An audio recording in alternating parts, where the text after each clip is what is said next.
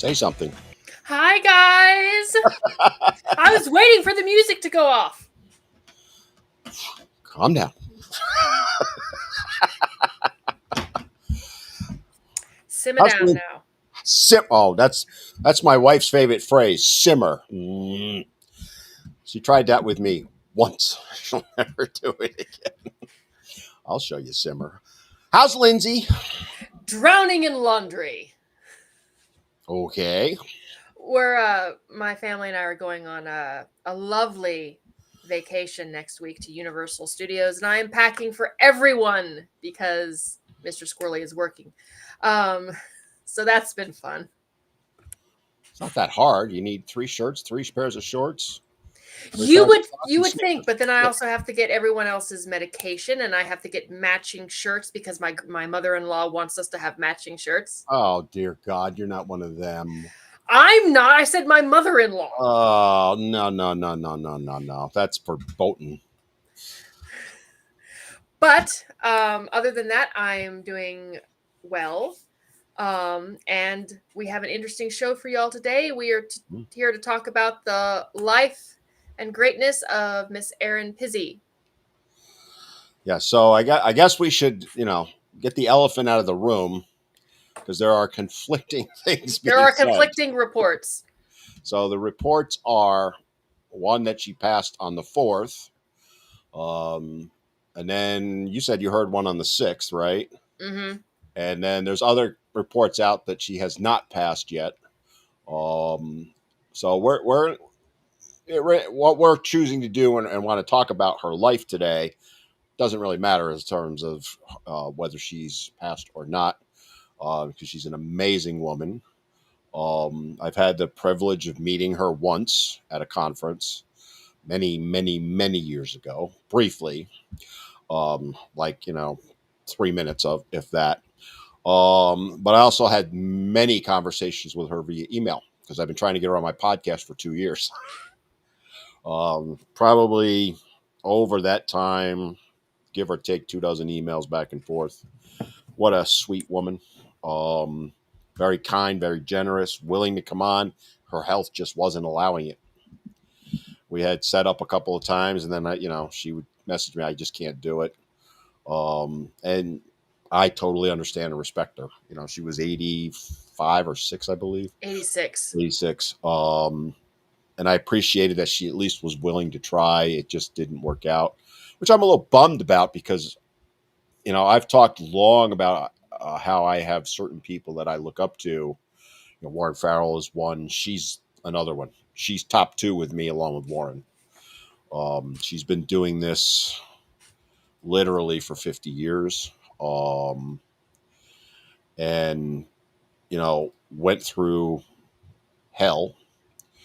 Why am I going to blame you, Steve, about her? I just saw his thing. It's, having heard her speak, like I said, at a conference once, having read, I don't think I've read all of her books, but most of them. I think there's one I might have missed. And knowing what she went through, which will be far worse than what you and I have gone through, but very similar, right?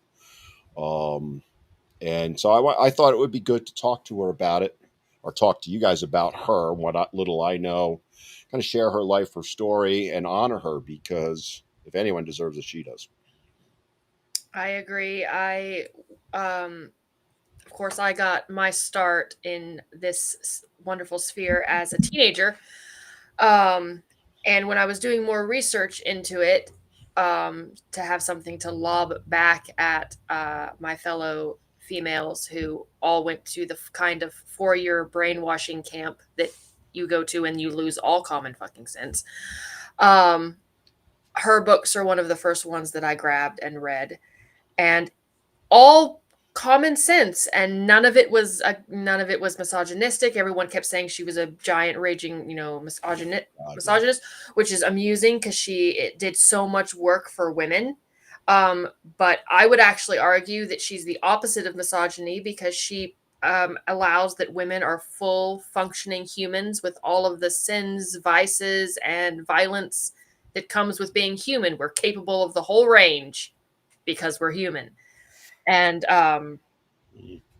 and she never sugarcoated that, and she just wanted the violence to end against everybody. And the world hated her for it.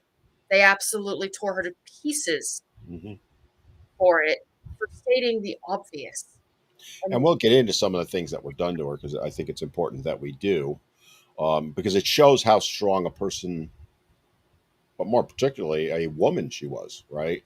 Women talk all the time about, well, I'm strong and independent. Compared to her, none of you are, as far as I'm concerned. Not one of you, and that includes you, Lindsay. No offense to you, and you know that, but um, what she did with her life, I wish I could do a fraction of it. You know, I do what I do, you do what you do, but what we do pales in comparison to the work she did. well, I'm allowed to. I can do what I do because she paved the There you way go. first. She was one of Yeah. the absolute first women, first anybody to stand up and say, "Wait a minute, this narrative that we've been pushing isn't fair." Um, and when she first did it, she didn't think that it was anything controversial. She's just, it's just the other side of the coin. And people who were applauding her one day turned on her in a second, and suddenly she's like the devil. Yep. And she never backed down. A lesser person, and many people have backed down from that kind of, Mhm. just vitriol. And she never did. She never wavered. As far as I'm concerned, her opinions really didn't change in 50 years. No, they didn't. No, they They pretty didn't. much stayed the same. Um, she stayed very consistent, and I applaud her for that. She's one of my heroes because what am I always saying? Evil prevails when good men do nothing, and she refused to do nothing and was punished for it. Yeah, and for those that don't know, I just want to kind of recap a little bit. I think everybody is familiar with the name, but maybe you don't realize what some of the things she did. So, um, she was roughly 40, 41, 42 years old, somewhere in there, and saw the problem with domestic violence. And in 19, if I remember right, 71, she opened a shelter in 19, London.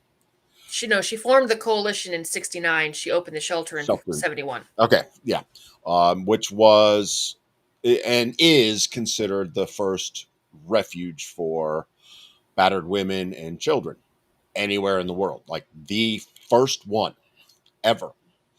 And having done some research on it, and the place was packed almost immediately, overwhelmed, if you prefer that word. And she was the driver of all of it. It was her. It was her baby. She did the majority of the work. She got the money, all that stuff. And when you think about, for all its bad on the domestic violence shelter side, that it doesn't treat men, and we talked about that and all that, it does also do good. It's helped millions of women. And that's not something to take lightly, right? Or to put down in any way. There are millions of women that have been helped, and it was Erin's work that led to that. And then, 3, 4 years later, her first book came out, which was Scream Quietly, which talked about domestic violence. And really, you should, if you have not read that book, mind you, it was written 50 years ago, everything that's in it is still germane today, right? And she talked about what is domestic violence and how it was a hidden epidemic before anybody else was even really talking about it, right? It was a seminal work in my opinion. And it's, I have a copy in the other room. I meant to grab it to bring it in here. Mine is, I've read through it so many times it's worn out. It's a paperback, but it's worn out, right? Because I've gone back to it literally dozens and dozens of times in my work and in my writing. And then later on, the big work, and the other one I would highly, highly recommend you read. And she wrote that one, I think, in 82. The dates get fuzzy, so excuse me if I get them wrong.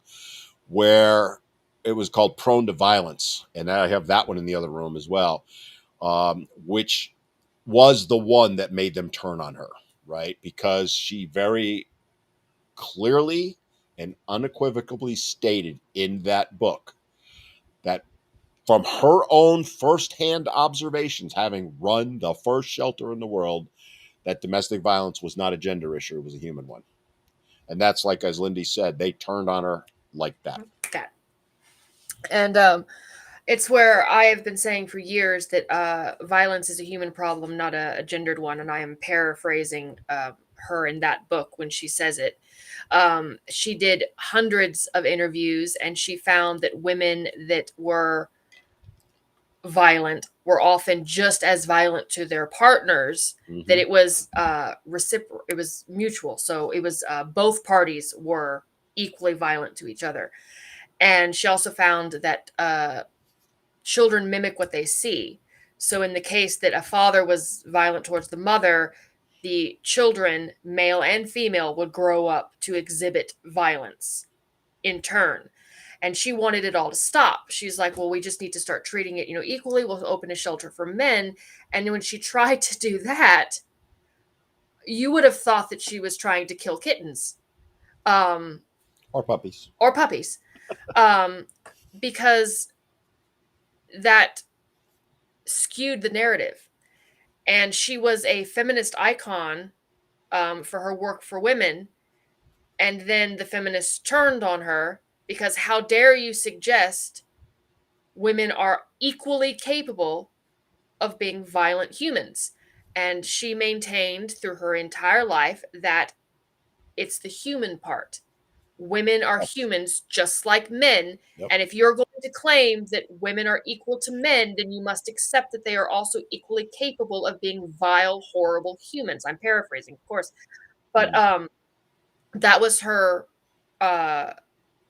point of view. That was her stance. And she stayed consistent with that until she'll probably go to her deathbed. She is on her deathbed. She was on her deathbed, yeah.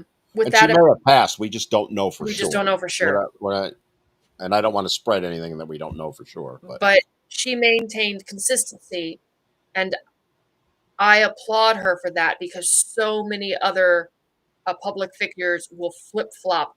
They will give in to pressure, and which brings us around to the horrible things. She's had to move several countries. She had to flee England and come to the States. In New Mexico, she has. I've been to. I've visited the buildings that she created in New Mexico, and seen her name on the side of the buildings. She's well known there. And then she had to flee there as well and go to what other countries? She's been all over the place because of the people who want to hurt her for daring to speak on behalf of men and boys. And honestly, they say, well, she flipped sides. She became a men's rights activist. I would argue that she really didn't. Anything but, yeah. I would argue that she didn't become a men's rights activist. I would argue that the men's rights side is just the only one that didn't want to, didn't threaten to unalive her. But even, ironically enough, even when she was still firmly on the feminist side and she was getting her first shelter opened, she reported the women who were being extreme. So the women the feminists within her organization, they wanted to bomb I forget where in London, but they wanted to set a bomb off as a demonstration. She outed them because she's like, that's not what this organization is about. And violence only begets more violence. So she outed them for that. And that was like the first crack in the dam. They're like, wait, no, you can't, but we're doing this for the good. And she's like, but again, violence begets more violence. So if you do this, you're no better than the men that we are protecting these women from. And they didn't like that.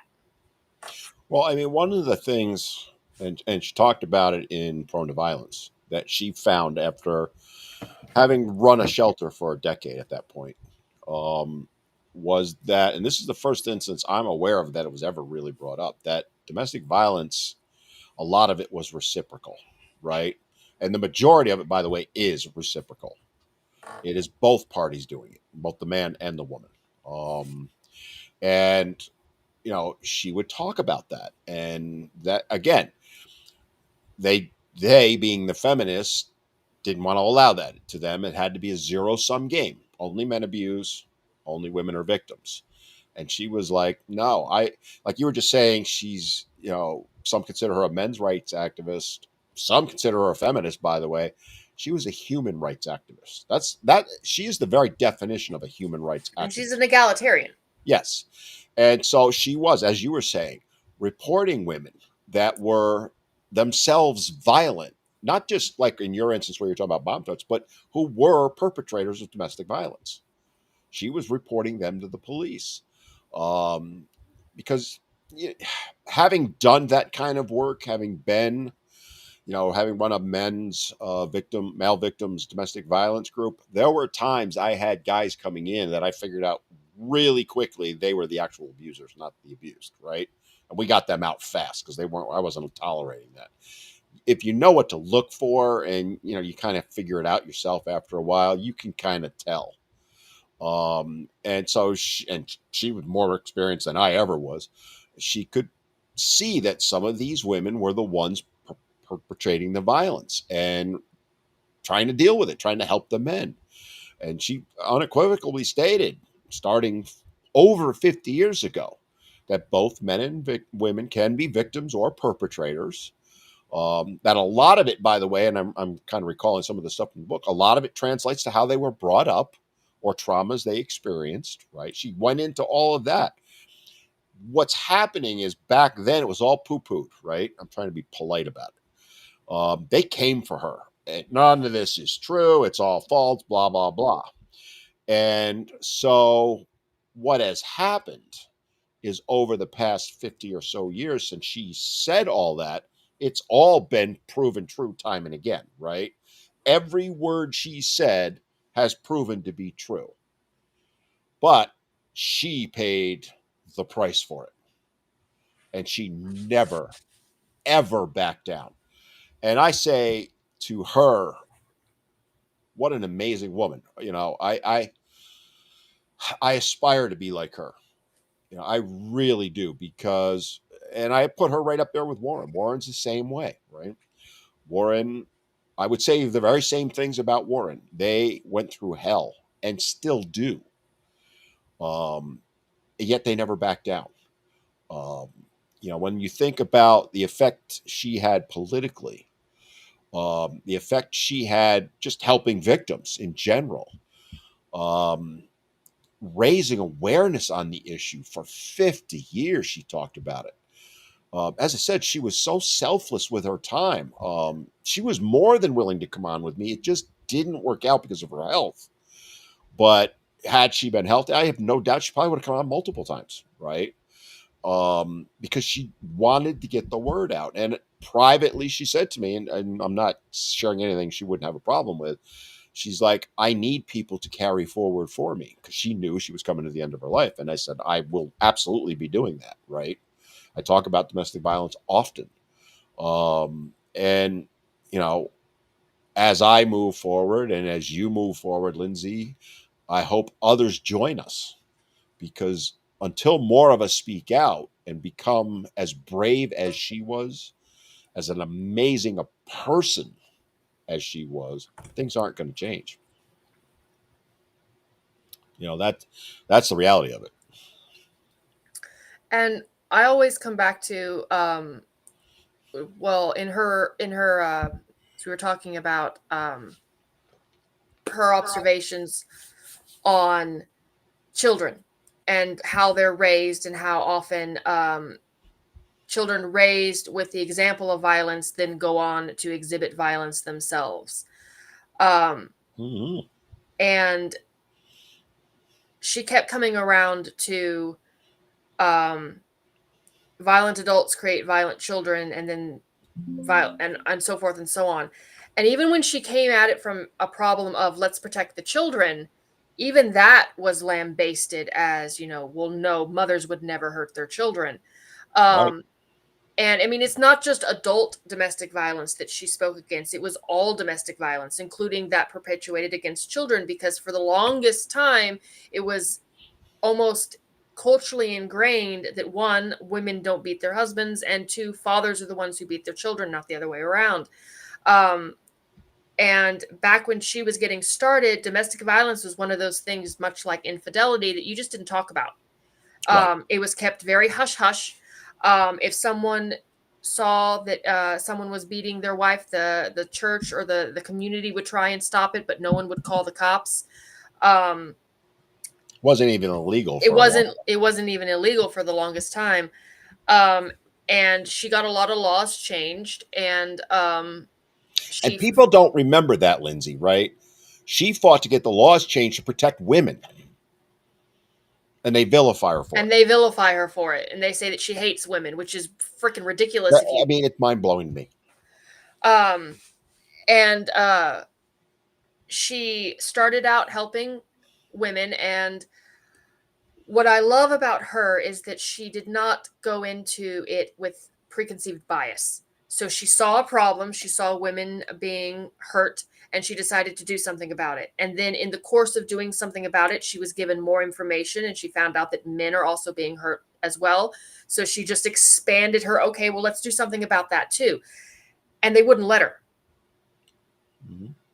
Um, and she ended up fighting against people that she stood shoulder to shoulder for in the very beginning. And I think that's what really bothers me the most, is that these people who were praising her in their early writings as being this brave inspiration, the minute that she dared suggest that women might be responsible, because there's that accountability thing we're not very good at, um, she was vilified for it. And women who said they were her friends and her allies turned on her like that Instantly. instantly. And it is unfortunate, but it is no different now than it was back then. I mean, I am nowhere near what she is now, nor I would claim to be. But Mhm. the minute I try and hold women accountable, individual bad women accountable for their individual bad behaviors, I get vilified constantly. Never to the degree that she got it, obviously, but still to the same effect of I'm a traitor to my gender. Oh, I must hate women. I'm doing this for attention. I'm a pick me. I'm all these things because I dare hold women accountable for their actions the same way we hold men accountable for their actions. And Mhm. that's what blows my mind. Well, I mean, having, like I said, I've read all her stuff, and the numbers get crazy with me. But I remember reading where she said that of like the first 100 women that came into her shelter, roughly 60% of them were as violent or more violent than the men they left. And that was the ultimate deal breaker at that time, right? That was the one that exploded everything, because she was speaking about her direct experiences with it, what she actually saw, and it challenged what feminism was pushing as the narrative at that time, 50 odd years ago, right? That only men can be perpetrators, only women can be victims. And it blew that narrative completely to shreds. And it's still true today, by the way. Feminism still makes that argument. They'll concede a little bit now, and then they'll quickly go to, but it's not as bad, right? Um, if they'll even concede. A lot of them won't concede. To this day, I run into feminists that will absolutely swear that women cannot be perpetrators. Absolutely swear to it. I remember, and this was somebody from now who worked for the domestic violence shelter testifying to the New York State Family and Children Committee that in all her time being involved with the domestic violence shelter, she had never seen a single instance where a woman had been a perpetrator of domestic violence. And, it was laughable to hear, but it was heard, believe me, right?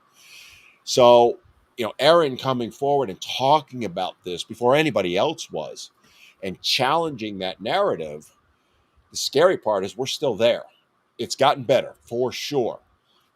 At least studies, and again, I attribute to her that this got done. Studies have come out showing that Men are the victims. And, even the shelter studies now, the ones they fund are putting it at a third. Well, if we take their number, roughly 1 in 3 victims are male, then at the minimum, shouldn't 1 in 3 shelters be dedicated towards men? But they're not. There's one in the UK, two in the US. There are 2,000 in the US for women. And that's the stuff that we as advocates and all of you watching need to get out there and talk about, because it's not getting talked about enough. And until we do, nothing's going to change. You know, we need to look to her as our guiding light for it, and honor her memory by going forward with it. So, I actually had a congressman or whatever representative come to my door a year or so ago, and he wanted to know what I wanted to see on the ballot for my county, and I said I want a domestic violence shelter for men, and his eyes crossed. But the little guy behind him, the guy was taking notes, the aide, and he goes, "Well, men don't need that." I go, "Did you know that if you have a child in the state of Texas over the age of 6, a male child, he is not welcome in a women's shelter? So, what is a woman supposed to do if she's leaving an abusive situation? She's going to stay in an abusive situation because she's not going to leave her child. If she leaves her child, she's not a very good mother. And the same is true the other way." And nobody knows that. And that's one of the things that Erin talked about, is that um, women themselves are forced to stay in domestic violence situations because they can't leave with their male children, so they'll stay. Fathers will stay. Um, Husbands will stay because they want to protect their children. And no one ever really thinks about that.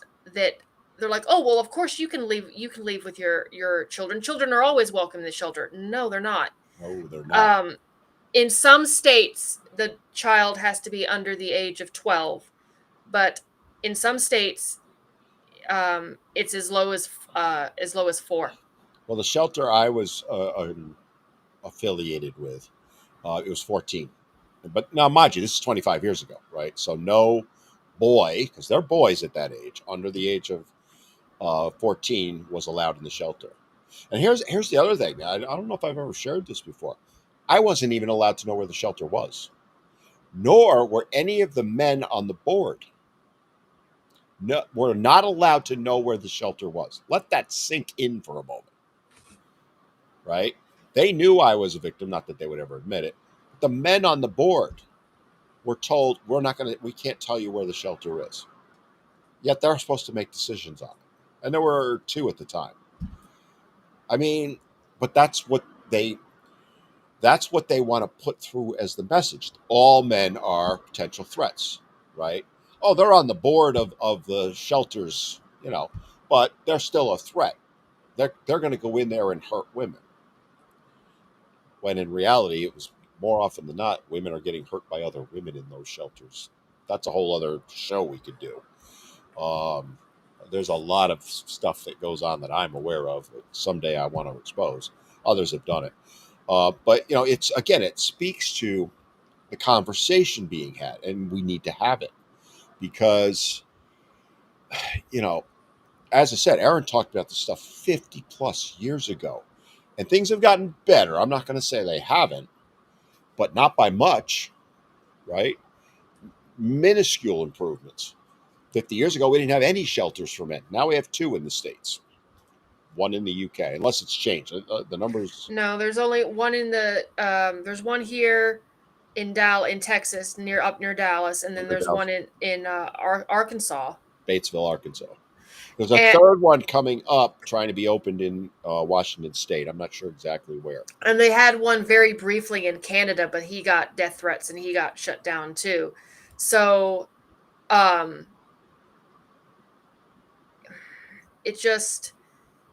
it baffles me that after 50 years we haven't improved much. And this actually speaks to how you have to give credit where credit is due to the feminists. They have the absolute best PR people out there ever, because they've managed to convince 3 whole generations of women that we can do no wrong, accountability is something that doesn't apply to us, and that all of our privileges are in fact oppression.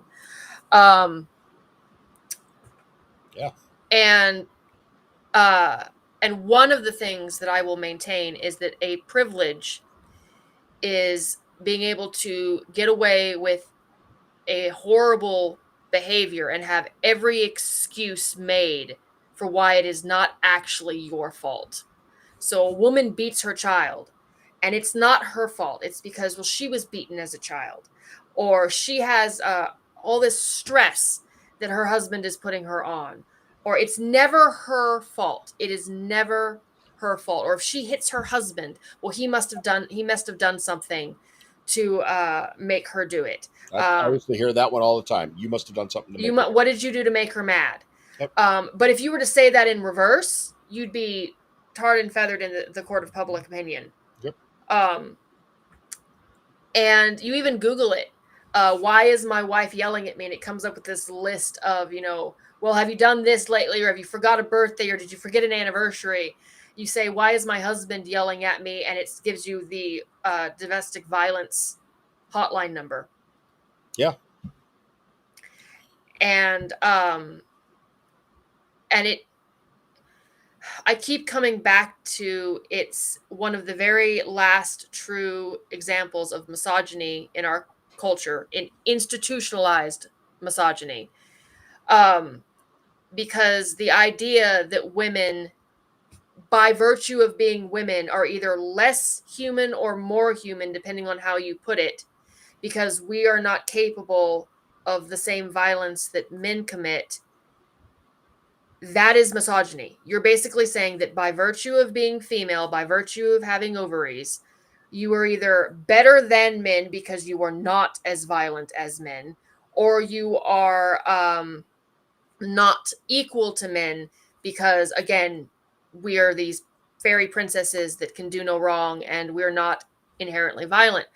And in addition to it being misogynistic, as a student of history, I have to laugh because some of the most violent people in history, Olga of Kiev, anyone, were all women.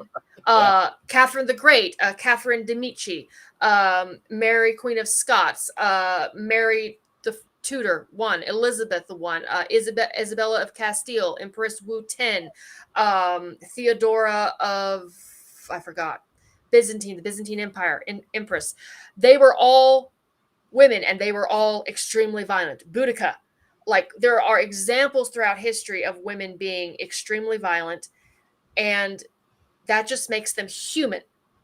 And Erin is one of the very few people that throughout her entire life, she maintained this fact: women and men, it's a human problem. Human. Violence is a human problem, not a gendered one.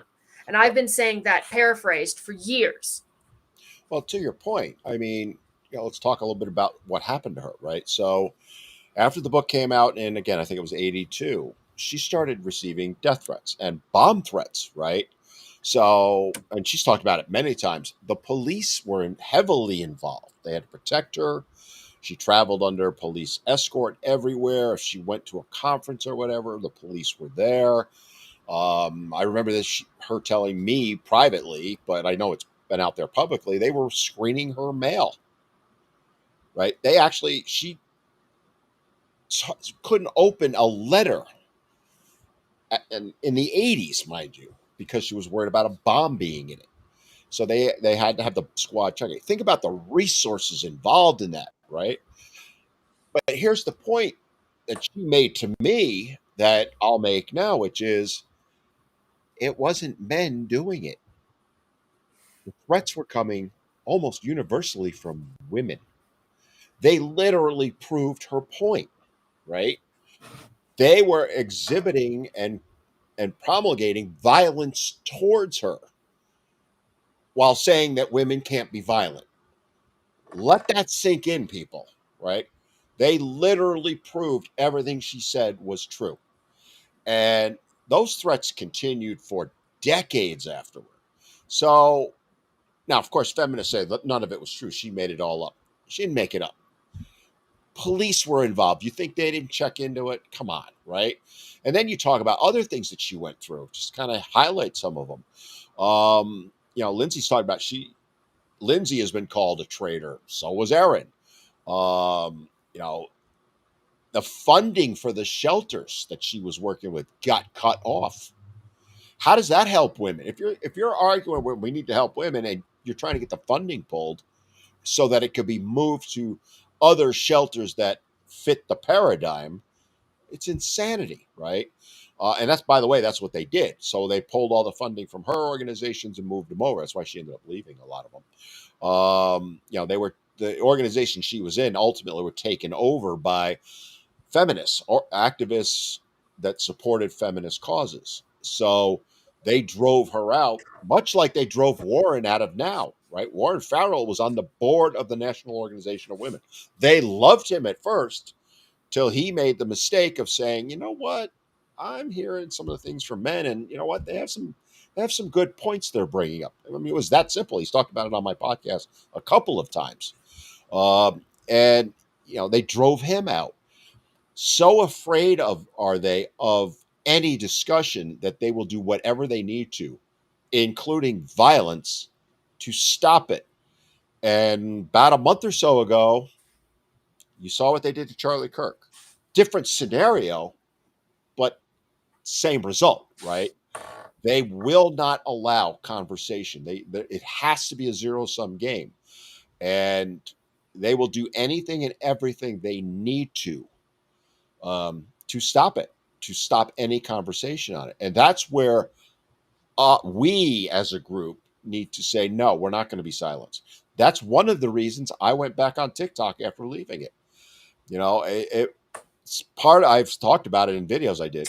A lot of it had to do with them trying to silence Charlie Kirk. And I said, you know what?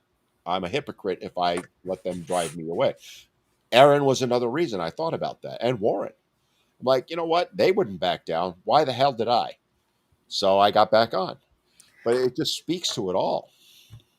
So interestingly enough, I know we have a troll over in the comment section, but I want to. Ban 'em. No, Burn 'em. no, Ban 'em. no, no, no, no, no. Oh, Wait. oh, wait. This is further proof that women are being excused, that their horrible, terrible actions are being excused. So I said that Isabella I of Castile was a violent woman, the woman who supported the Spanish Inquisition that killed thousands of Muslims and Jews all over Spanish controlled territory. The woman who led a war against and conquered Granada, that woman, she was not the greatest monarch in history. She was a violent monarch, just like many other monarchs, because monarchs in general are violent, male or female. But this person is saying that, they're the best ever. And You mean the coward that doesn't even put their name in, has to put their initials in order to hide? yes, but also That one? Okay. that Just one. questioning. Um, I mean, at least and, have the balls or the boobs to put your name out there for but all of us to see. the irony here is that it's exactly what we're talking about. Women get a pass. Violent women whose violence is well documented in world history are being excused. Why? Well, they're being celebrated in They're this. being celebrated in this case. This Now, person is celebrating their violence because they now, believe in violence. and it is true that violence in the name of, say, good, like say the Civil War or something, the North versus the South. It depends on which side you're on, as to which the victor goes the spoils, or victory, or history is written by the victors. But if you look at world history through a worldwide lens, even violence in the name of good is still violence against somebody. I mean, the Allied powers in both the Second World War and the First World War, we did great violence. We did it in the name of good, but the ruthless calculus of war is still the ruthless calculus of war. But I'm using this as an example, a useful idiot, if I may, to point out that exactly what we're talking about, that women's bad behavior, individual women's bad behavior, is constantly and consistently just swept under the rug, or in this case, celebrated. Right. And that I'm done now. I'll get off my soapbox. But it's Well, very, very interesting that in this particular conversation we're having, this is while happening. while you're on it, I just would like to point out that um, last I knew, I don't believe God would have condoned the Spanish Inquisition, and the third commandment does say, "Do not use the word or do not use the Lord's name in vain." A lot of people are like thinking, "Well, we don't want you to say God damn it or something like that." What it really means is, I don't want you doing anything in my name that has got my, unless it's truly my intent, is what he was referring to. And I think the Spanish Inquisition, as they referred to, clearly shows that that person is, disillusioned. Anyway. Well, I mean, when you're talking about someone who's, say, celebrating violence, understand who these people are. They're the ones most likely that are perpetuating domestic violence onto someone else, right? They are violent themselves. So in their mind, they have to justify their mindset. That's what's going on here. And they hide behind dummy accounts with their initials, and don't have the balls to stand up and say, here I am, right? And you're seeing that across every spectrum now, politically, right? Where they're justifying the murder of people. Oh, it's a good thing.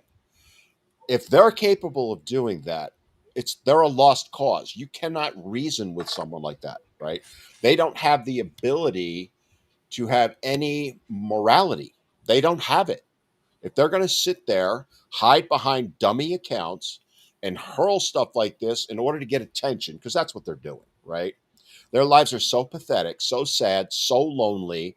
Nobody likes them. So the only way they can find any kind of fulfillment whatsoever in life is to go and troll online. It's sad. It really is sad. And the problem is we tend to give them attention when the best thing to do is just cut them off, because then they lose their minds even more. They could go back. They're in mommy's basement. They're probably upset because mommy forgot to cut the cross off their PB and J this afternoon. They cut it. They cut it this way instead of And they cut it. diagonal. Yeah, and they're 42 years old and they can't get a job. They have no life other than to sit online and harass people because it makes them feel better about life. That's who they are. It's a stereotype, yes, but guess what? It's a stereotype because it's true.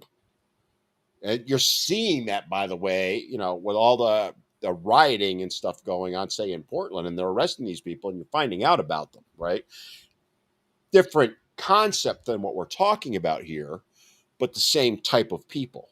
And that's the point we need to make, is we need to point those people out for who they are, because again, going back to what our topic is about, that's what Erin was doing, was saying, you know what? We are going to point out and hold women who commit violence against men, who are abusers, accountable. And that's not a bad thing. Yet it's been made into a bad thing, right? Uh, you know, and people dispute this, but they killed her dogs. Others were stolen, if I remember right. They being the feminists, say that's all, she made that all up and all that. Well, why would Erin lie about something like that, right? Why would she lie about the harassment, the threats? There were actual threats the police found. So that's proof alone she wasn't lying. And oh, by the way, and Lindsay can talk about this, and we've had Sarah Eaton on and a host of other female creators that talk about men. They've all experienced the same exact thing. So are they all lying too? Clearly they're not. And they don't even stop there. They go after the families. Well, yeah. I mean, I've had Mr. Squirrely's military career has been threatened numerous times. My children have received threats, and I honestly kind of have to laugh, not in a haha way, but in a very sad way, because it's better to laugh than cry. Crying is blackmail. That the women who are sitting there claiming that men are the most violent are the ones who are threatening the most violence. Without question. Without question. And they're outing themselves. And see, this is what, and Erin knew it too, that if women were really always the victims, then if you are truly a victim of a horrific crime, you don't wish your same anguish on someone else. I don't wish my assault on anyone else, even not even my worst enemy. And yet I have plenty of people online who don't like that I speak for men and boys, or that I want to hold women accountable. So they tell me that they wish that I would be raped again, or that it didn't take. Apparently, it wasn't violent enough, and I deserve to be raped again, which is horrific, because it's not, again, it's to what Dan's point, and to Erin as well, it's not men that are making these threats, it's women. And when you look at it that way, you realize that yes, obviously violence is a human problem, and ironically enough, women are more susceptible to using violence as an intimidation tactic, and like as the first go-to in many cases, than men. Men will snap eventually. And there are some men that will swing punch first. I'm not saying there aren't. No question. But by and large, men will only swing when they're backed up into a corner and they have tried almost everything else.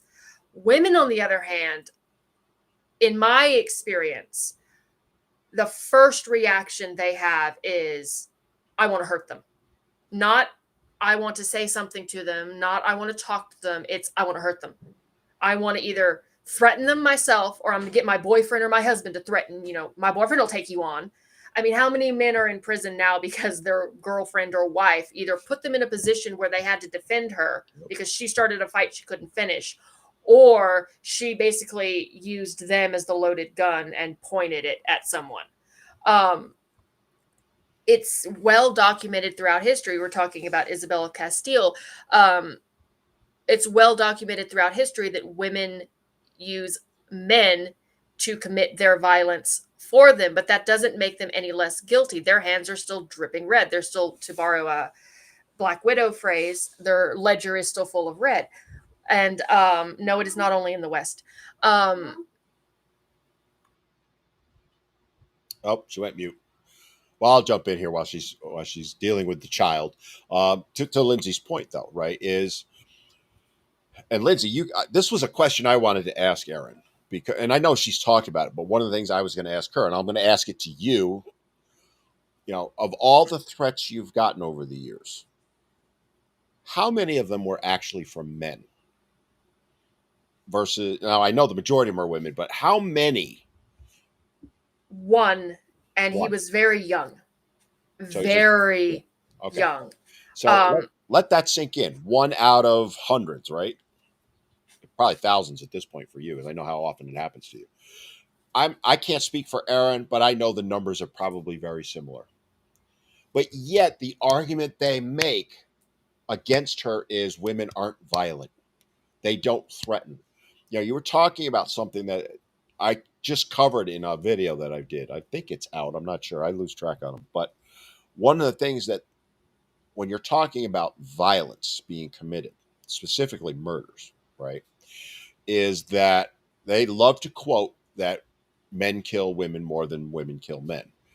But they're only looking at the total numbers. When you take it down to the percentage of population, the difference is like 0.00002%, which is statistically insignificant, right? They don't want to have that discussion. They don't count that as a problem. They also don't count, to your point you were just making, where women will just harass a guy until he unalives himself. He's still dead. Maybe she didn't pull the trigger on him, but she drove him to do it. No, but she put the gun in his hand and pointed it at him. Literally, right? So how is that not her unaliving him? But yet it's dismissed or it's overlooked. It's never charged. Rarely, if ever, is it charged. And it's the same thing to what we're talking about with Erin with domestic violence, right? They're always looking for a way to excuse it, as you pointed out earlier, or to hide it, right? Which is why, and I will tell you this, I've talked about it on the show. I will go swear on whatever Bible or whatever you want me to. I have personally witnessed them take intake forms from men and literally throw them in the trash. Literally toss them and say to me, well, we got to make sure that they're not found out. Yet you want to sit there and go, well, majority of women are, no, your numbers are all BS. Okay. And of course, they'll just say I'm a liar. Why would I lie about that? Why would I make that up? It's, how do I gain in any way doing that? And I'm not alone on that. There are many other women who've said the same thing, that were told to throw them in the trash. Well, we can't let it get out that, blah, blah, blah. And it speaks to how much control feminism has on that particular area and how they've used it to gain control in other areas. You talk about family courts and how things are so rigged against men there. Don't think for a second the domestic violence industry doesn't have a huge hand in that. Huge hand. Okay. It's how they actually have funded a lot of their abilities to do things and get things done is through the funding for domestic violence shelters. A lot of that money does not go to helping victims. It goes into political things, much like you see with Planned Parenthood. You want a fun little thing, and I got to do a video on this. Go look at how much money Planned Parenthood gets from the federal government, or used to, because they cut it. Then go look at how much they donate back to politicians. The numbers aren't all that different. So the money's coming in one bucket and going right back out to the politicians. That funded them. It's all a scam. But yeah, that's where Erin was the leader in that, and getting that out there. Like I said, and I keep reiterating this, 50 years ago, and yet little has changed. Yes, to be fair, it has gotten better, but in reality, very, very little has changed. Well, the organization that she founded in London that got the first women's shelter opened, she saw them doing this, basically laundering money, paying off politicians and whatnot. And she tried to blow the whistle on them, and they outed her for it. They kicked her out. That, I think, is what actually, in addition to the book, but slightly predating the book, the 82 book, is she started to blow the whistle on a lot of these practices. And the book helped, or the book is really what got everyone to turn on her, but they were already turning on her because because she was calling them out on it. She's like, this is not what I intended my organization to do. She did the right thing. And again, as I keep saying, to her credit, she had this wonderful thing that so many women, so many just people today don't have. It's called integrity. And she would not let them, or she tried not to let them do what they did. She saw an injustice and she refused to be complicit in silence, and she tried to say something against it. And even when they took her platform away, she continued to find ways to try and bring awareness to the fact that these things are happening. And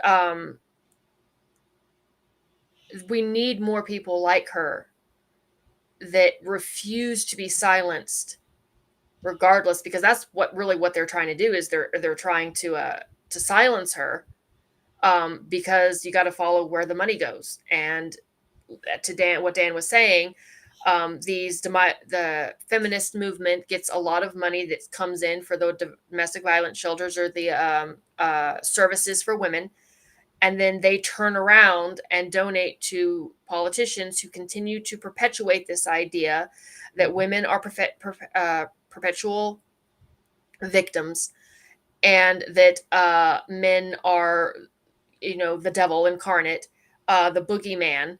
And it's not helping women. It's not helping our society. It's not helping children. The only people it's helping are the people who are making money off of it. Because it's certainly not helping the women they claim to help. Because again, this idea that men are assumed aggressors, and one of the biggest untapped realities of domestic violence is mothers against daughters. Mothers are extremely violent in many Or cases. daughters against mothers. Or daughters too, by the against way. mothers too. Women are extremely violent to each other, not just men. I know of at least 2 cases where daughters that were teenagers brutally attacked their mothers over stupid shit, like like one of them was getting grounded. Let that And, sink. I mean, the girl was like 15 years old and beat her mother, not to death, but just short of it. well, I mean, I've read numerous stories about teenage girls that will be held accountable, and their first go to is violence, to beat the crap out of their mother, or even try and take on their dad. Can you imagine if the same thing? Sons don't do that, because trust me, we'd know if they did. They would be reporting that left, right, and sideways. I got 4 boys and 2 stepsons, and not one of them have ever challenged me. Yeah, they don't do that. No. Just to answer Steve's question real quick, where was I seeing that in police? He asked, where is this, Dan, in police departments? No, it was in domestic violence shelter that I was affiliated with. I never personally saw it in police departments, but I can tell you, having interviewed, I don't know, 50 cops by now, they will tell you they've been told to squelch the reports. They don't throw them out because they can't, but they'll bury them in a filing cabinet, right? The intake forms, because they asked, what about intake forms? Intake forms is like if you walk into a shelter, they're supposed to take like your name and all the information. It's on a form. Now I'm sure it's electronic. I mean, you got to remember, this was 7 years ago for me. And technically, that's all supposed to be tracked and reported back. Well, the number of men that came in was a fraction of the women, because men know it's a waste of time to go, but they didn't even want those being found out. They wanted that hidden. They wanted it to be 100% women, and they were working deliberately to make it that way. And by the way, it's not just me saying that. You can go out, and there are plenty of women who worked in shelters that will tell you this is what they were told to do. We're not all lying, which is their, oh, you're all lying. No, we're not.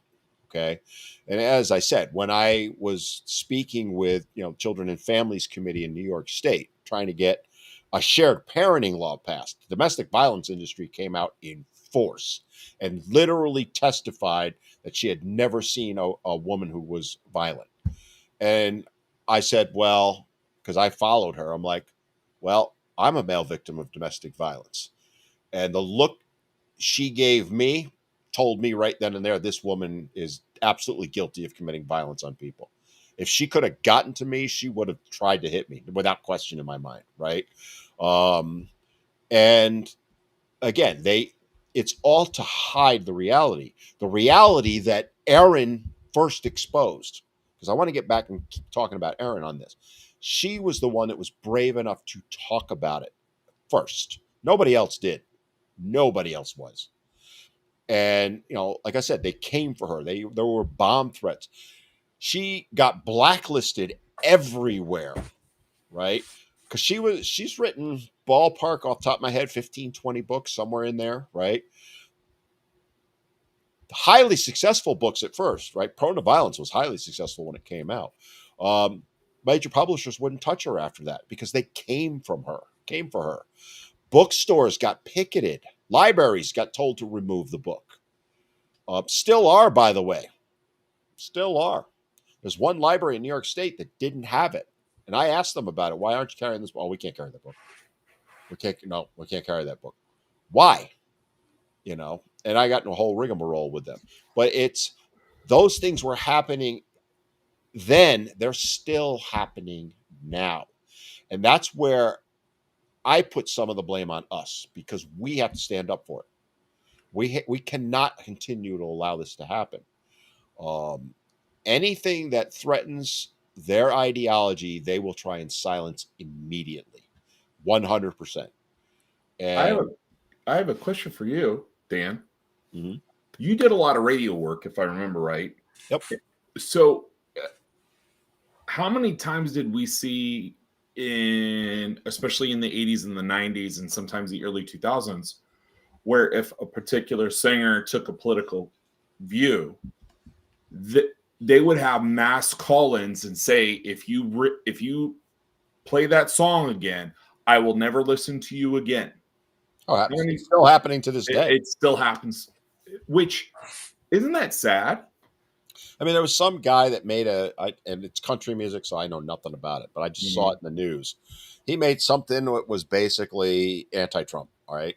And they came for him, and I'm like, why? I don't agree with the thing he said, by the way, right? The song is atrocious to me, but I don't like country music, so fair play on that, okay? Right. There is no good country music other than Johnny Cash, but he's not country.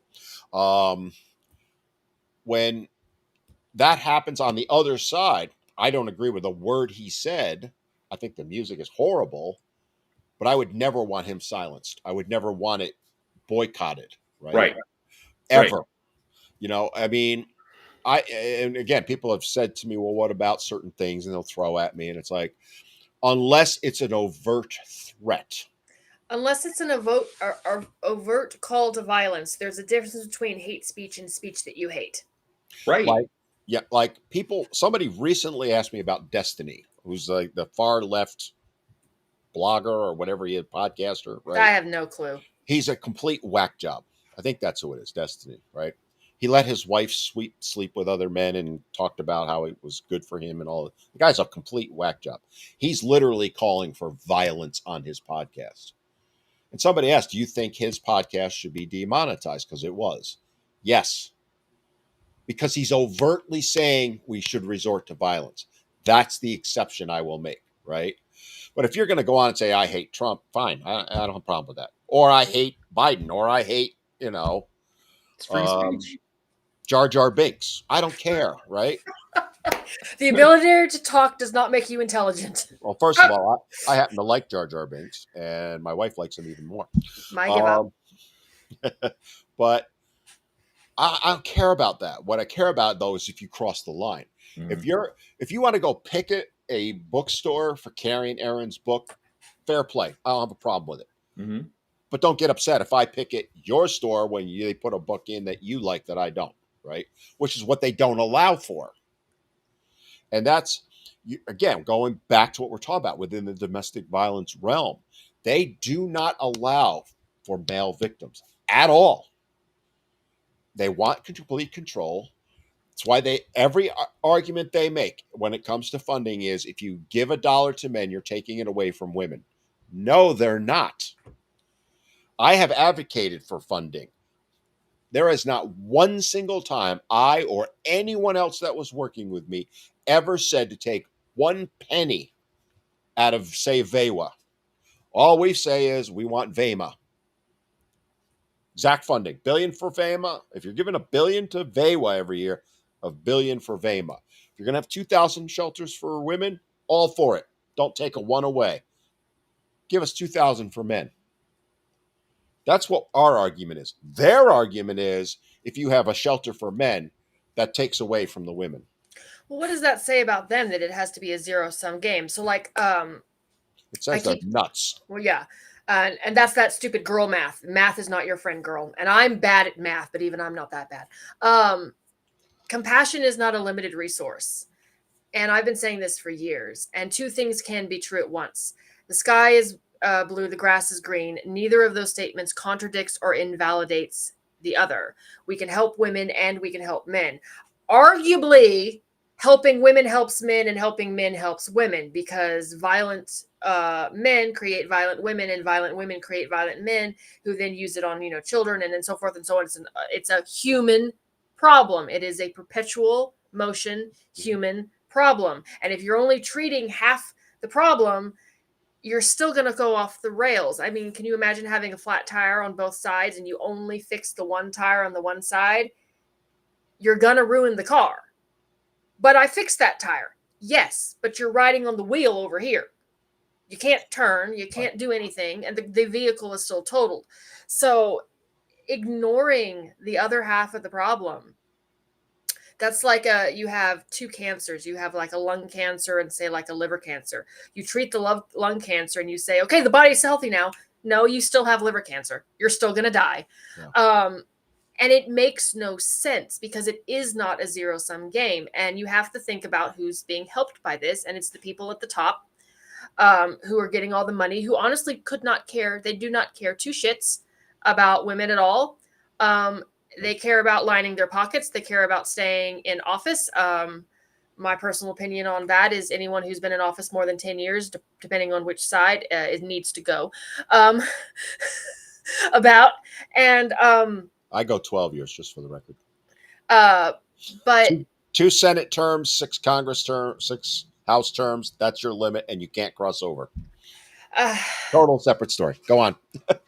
But this idea that we're going to focus on one at the expense of the other, that doesn't help.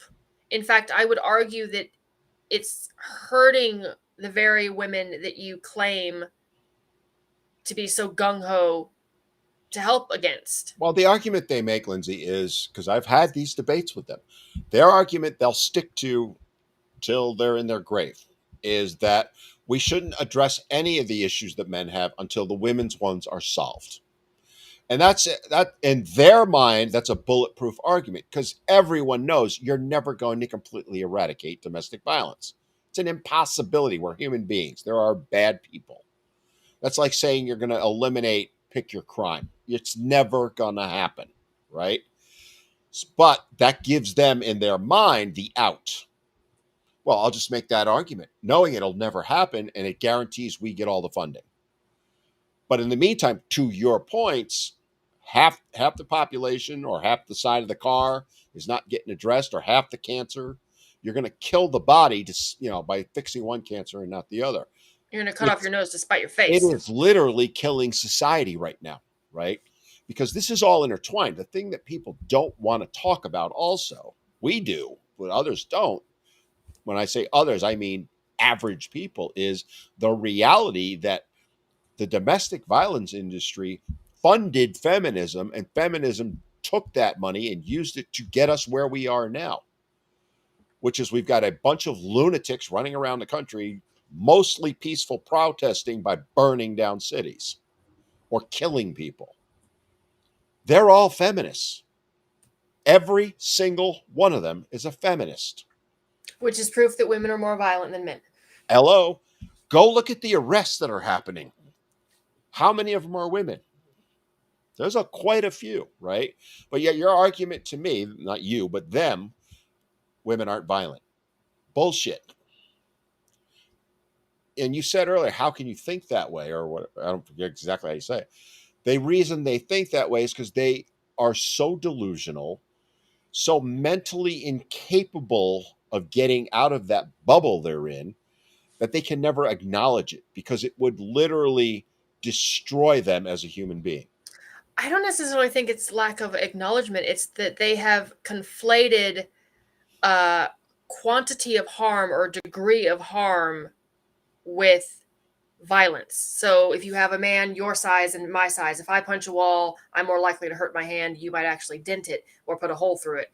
And they claim that because the man does more violence, it's more visible or more harm, more broken bones, then, well, that's real violence. But a woman slapping her husband, that's nothing. That isn't violence. That's what I mean. I would actually argue that violence at all, it doesn't matter if you have a bruise or not, because not only are you getting the physical reminder of the violence, there's a sociological, psychological thing that someone who is supposed to love you wants to hurt you. Yeah, and that's where Lindsay popped off there. Where'd you go? You kind of. I don't know. Oh, it's Curtis's fault. Fix it, producer. But to your point, where I would disagree with you is you're right in a lot of instances, but there is literally a pretty large segment of them that will not ever acknowledge that women can be violent. Because they can't. They see it. They literally see it. But they are so far gone, and it is so deeply ingrained. I am now making the argument, feminism is now in women's DNA. that they cannot allow for the possibility because it's going to blow everything apart for them. If you truly believe to your very core that no woman on earth in the history of mankind has ever been violent, and some of them do believe that, and you see a woman doing it, you're going to go, right? And that's Now, what happens see, to them. I'm gonna completely out myself here because proof that women are more violent than men. So if I had a woman say that no woman has ever been violent before, my response would be to punch them and go, "Oh, want to bet?" Just to prove them, prove the And point. just for the record, we never advocate violence. Let me put We that never out there. advocate violence, and I would never actually do it. But But if you did, I'd have your back, just for the record. but the absurdity of the statement would make me think, like, oh yeah, we're incapable of it. Watch this. Not because it's just But you know what they would do in that instance? they would tell me I'm not a woman. No, they would tell you you've internalized your misogyny. Of course. And yes, they would tell you you're not a woman. That's what they do tell you, right? Well, no, yeah, they do tell that. And ironically enough, the women who sit there, the women who sit there and say that I've internalized my misogyny, ironically, are the ones who are the most misogynistic women I have ever met. Because again, it is misogyny to claim that a woman is not equally as capable as a man of being human with all the faults thereof, including violence or capacity for violence. Their argument is we can do anything a man can. Okay, then you Okay, can well then you can be a violent, vindictive shrew. No, we can't. Oh, that's not true. Well, which is it? You can't be both. It's one or the other, right? But I mean, it goes to why we need to celebrate Erin because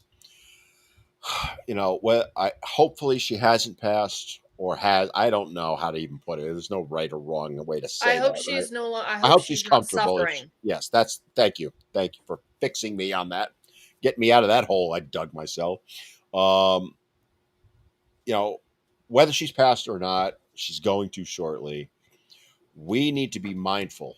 And by the way, you're going to hear a lot of people come out against her in the next few days. We need to call those people out. Trust me, I will be.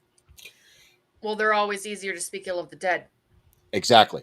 We need to call those people out. We need to out them, right? And say, no, this is not the case. Go read the books. Well, you can't talk to her, but I have talked to her through email. She was so giving to me. I'm a nobody to her, right? But I wasn't a nobody to her. I mattered, and I knew that I mattered in having these conversations with her. And she would, we set up a date one time, and I got an email that morning. She goes, "I'm so sorry, blah blah blah. I'm really struggling. Not, it's a bad day, blah blah blah." And I won't get in too deep in the weeds on it because she was very specific with what was going on. And all I could think of as I was reading that email is what humility on her part. What an amazing person that she's not feeling well.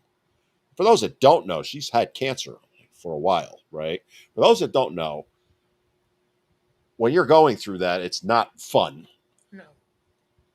But she didn't care about herself in that instance. She cared about me because she felt horrible for me that my nothing podcast, compared to some of the big ones out there, was so important to her. And I remember reading that. I just sat, well, I was in the other room at the time, sat in the room and just stared at the screen for 5 minutes going, I don't know that I could ever be that good of a person, And yet they just came for her and still do. And that's why moving forward, we need to make sure she's not forgotten. She's not put down because, especially as men, she's done more for men, I'd argue, than probably anyone. I mean, Warren's right there. But other than those two, in my opinion. But I'm not entirely sure Warren. She opened the door. She was the first. She opened the door. As far as opening the shelter and then running with it from there, yeah. But Warren's right there with her. I mean, Warren's there with her. I don't want to turn it into a contest because there's no point in that. But I those two are on the Mount Rushmore, and yet they don't get the credit for it, and they should. And I would argue neither one of them is a men's rights activist. They talk about They our get issues, but they're they not they men. They're human activists. they talk about our issues and they get lumped in with our side because the other side basically Have to. excommunicates them. Exactly. They have I to get lump lu- I get lumped in with men's rights activists. I don't claim that I am one. I say I advocate for men and boys, but I don't consider myself a men's rights advocate. I consider myself a humanist, and because I would advocate the same thing for women and women and girls, except they have their own champions. Mhm. They have enough champions on their side. Men and boys do not. or their issues have been addressed. Or Right. their issues have already been addressed, and these issues have not been. But I lost my nut. Damn it! I made it almost all the way through the show without losing or dropping a nut. Be proud of me. We got an hour and 19 minutes in, and then poof, gone. You blew it. I have no idea where you were going, so I can't help I you have out no either. idea either. Well, I'll pick it back Shit. up. I'll pick it up. But like you were talking about how you feel about women's issues, I actually agree with you. Right? I do consider myself a men's rights activist. I come at it more from I talk about men's issues, which quotes makes me a men's rights activist, right? But I don't. They're trying to turn that into a bad term, right? You're Yeah, they're red trying to. pilled, you're far right, you're all these other labels they want to stick on you. The media's doing it. Which ironically, I remember when the documentary, Cassie J's documentary, the Red Pill came out, and I remember what it used to mean. The original meaning of red pill, which actually comes back to the Matrix. I was going to say, yeah. But it's been co-opted and twisted by the media to mean something that it doesn't mean, and they've done a decent job of it. In just like symbols that have been co-opted over time. For example, I'm probably going to get in trouble, but the mean mustache man used a particular symbol that you would, believe it or not, have been found in ancient Egypt. It has existed far before, predates the mean mustache man, and yet it has been co-opted, and now it means something hateful. And that is what they're trying to do right now with men's rights activists, and that's what they're trying to do now with the term red pill, manosphere, is if they discredit it, if they make it bad, then they legitimize hatred for it or silencing it, which ironically is what they did to Kirk too. They called him all these names so they could justify killing him. It's funny because they're trying to, and it could, I don't want to get too far in politics, but it could come back to haunt them, right? Because they're trying to label those of us that speak out on men's issues as far right. You know the words, I'm not going to use them, right? But in reality, much like you're seeing on the political side, the average person is going, no, they're not, right? People who listen to me that are not on the men's side, so to speak, centrists, will acknowledge that I also call out men all the time, right? Do I do it as much as I call out women? Not even close. And I'll be the first to tell you that. It's not my job to do that. There are plenty of women out there doing, to your point earlier, they're doing that, right? That doesn't mean I don't acknowledge that there are bad men out there. I just not going to sit there and go, every man is bad. But again, it goes to that zero sum mindset that they live by. If one man is bad, all 4 billion on the earth are. But if one woman is bad, she doesn't exist. There's no such thing. That's literally how they think. And you're seeing this play out not just within the men's issues and women's issues. You're seeing it play out politically across every issue on the spectrum. They cannot get out of their own way. They are so far gone at this point. And the point that really needs to be driven home is feminism's the reasons why. Feminism is a cult. I have done videos on that. They match every single definition of what makes a cult. Every single one. And if Erin did nothing else, she pointed that out 50 years ago. She didn't quite say it that way, but you go read the book. A lot of my ideas, by the way, are pulled from her books indirectly, right? I don't blatantly steal, or Warren's for that matter, right? They shaped me. I'm trying to shape the next group to come along, the Lindsays of the world, if you will. Because, I got 10, 15 years left on this earth. Somebody's got to follow me. But we need to all start honoring what the work that Erin did and Warren, because Warren's up there too. Warren's 84, I think. They laid the groundwork for the rest of us, and it's on us to pick it up and start running with it. And that means calling it out, not being afraid to be shut down. And I was guilty of it on TikTok, right? I took my TikTok down because there was a very direct threat made to my wife, not me, to my wife, that I had to take very seriously. And that's where we all need to say, no, no more. And I think politically we are seeing that, but that's not enough. We need to do it with men's issues as well, which means we need to get in both parties' faces and say, no, we're not going to sit back and not allow you to have a VEMA on there, which to kind of segue in, you're going to like how I do this, Lindsay. We are going to be in DC in early November. And one of the things we're going to be talking about is VEMA, Violence Against Men Act, right? Because at a federal level, we're not going to change custody law. That's a state's issue, right? We're not going to change some of the other things that you guys all would want us to talk about because they're not federal issues. They are, but they're not, right? You could argue Title 4D and all this other stuff. I agree with you, okay? But directly, one of the biggest ones we could get is a Violence Against Men Act. And honestly, I think that should be a focus going forward for all of us. Absolutely. And I'll argue this. There are, like I said many times, there are 2,000 shelters in the U.S. for men or for women. I don't need 2,000. Give me one in each state right now. That's it. That's my argument to politicians. One in each state. We'll build after that, right? And you could do that. Now, VEWA gets roughly, I'm rounding, $1 billion a year. You could put a shelter for men in all 50 states for $50 million, $1 million a state. And that's well funded. You could do it for $500,000, by the way, because I've done the numbers, right? $1 million per state. Could be federal money, state money, local money, because that's all. The domestic violence shelters for women get money from all three levels.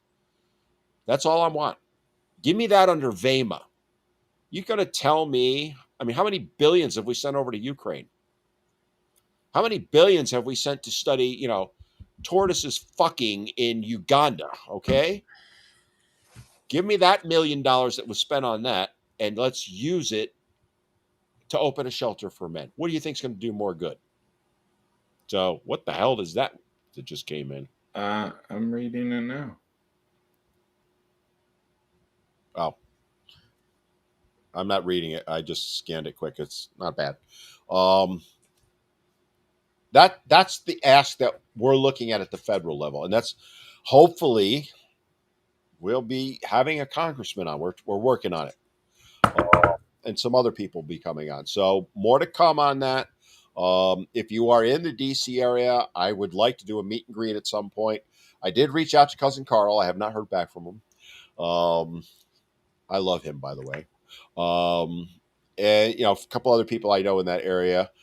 So if you're in the DC area, stay tuned. But we're going to be talking to politicians and hopefully getting at least one on the air with us. And stuff like this is what we need to be doing, if for no other reason, moving forward to honor Erin's work over the last really 60 years, not 50. She's an amazing woman. As I said, she's on my Mount Rushmore of people who've spoken out on men's issues. I'm not calling her a men's rights activist because she's not, right? She cares about human beings and people, and I can speak to that personally in my conversations via email with her. And seeing her speak at a conference one time where it was all about human, right? yes, she spoke about male victims a lot, but she always had the context there that there are women who are victims too. And she talked about some of them and the horrific stuff they go through. She never once took away from them. It was always, though, it's both sides that are both the problem and the victim, right? And to me, that makes the ultimate in a human being. I can't really follow that up. I mean, I stole all the thunder, didn't I? you stole all of my thunder, but I found my nut. I found two. I had to go there. By the way, you didn't say anything about my sunburn. Did you notice my sunburn? You're always red, though, in No, the camera. I am really red because Well, we couldn't tell because you're not any redder than normal. Exactly. No, let's see. I actually am. You can actually see the raccoon eyes from my. Oh, we went to Charlotte this past weekend to see my Dolphins get the choke job of the year done with the Panthers. So I'm up in the stands. I want to close on a positive note. I love to trash talk at games. But Dolphins go up 17-0 in the first basically quarter. I am trash talking like you wouldn't believe. Yeah, we lost. They got me so bad. But you know what? It was all in good fun. And that's what makes it fun, right? Is everything I gave to them, they gave it right back to me. And at the end of the day, we were all fist bumping, and you wouldn't have it any other way. I loved every minute of it. I bet. My wife was shut up, stop doing this, right? Because I was embarrassing her but they gave it right back to me, and she became best friends with the couple next to us. So, oh Lord, Steve. what is going on? Oh, Steve said cousin Carl. Yes, cousin Carl. No. The bottom one. The bottom one. If you jump time zone. Oh. No. Do you eventually get? Do you eventually get? Oh, I got it. Okay. Really good. Wrap it up. Alrighty. All right, guys. We will see you next time. Well, no, I won't. Announcement: I will not be here next week. What? I already knew that. So it's me and Curtis, the Bald Brotherhood, next week. We'll have to pick something really appropriate for that one. You are going to have to carry the show by yourselves. I will not be the problem, and at least I won't be. Where did you say you're going? Universal. Universal. Minions. Go there first. Of course. Minions is the best ride there. I hope it's still there. I don't even know. It's still there. Yeah, Minions. It should be still there. Hands down, Minions. And don't go to Disney. No, we're not. Although we are staying at a Disney resort. Oh, I know. I know which one. Same one I stayed at, right? I doubt it. All right. Well, here we are. Talk off air. Wrap it up. Bye, guys.